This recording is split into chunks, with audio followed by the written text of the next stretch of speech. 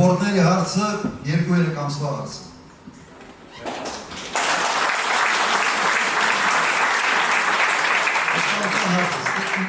Ուրիշ բան չկա եւ զբաղվելու հարց։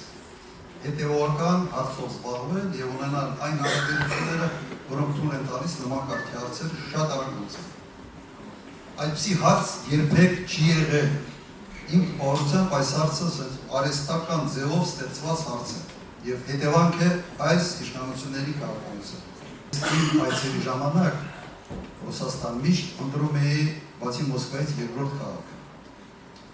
Եվ ընտրում է այն քաղաքները, որտեղ ես տեսնում եմ, որ կան հայկական համայնքի եւ տեղի իշխանությունների հետ կամ որոշակի լարվածություն, կամ իրար լավ չեն հասկանում, կամ որոշակի անձնական միջոցներ։ Հատուկ դա է անում,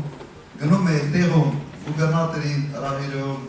այդ համայնքի ղեկավարին է հրավիրում, համատեղ մի հանդիպում ենք անում, իմ գնալուց հետո արձագանքը միշտ մեկն է։ Հարցերը լուծված են, մենք լավ ենք զգում։ Եվ Հայաստանի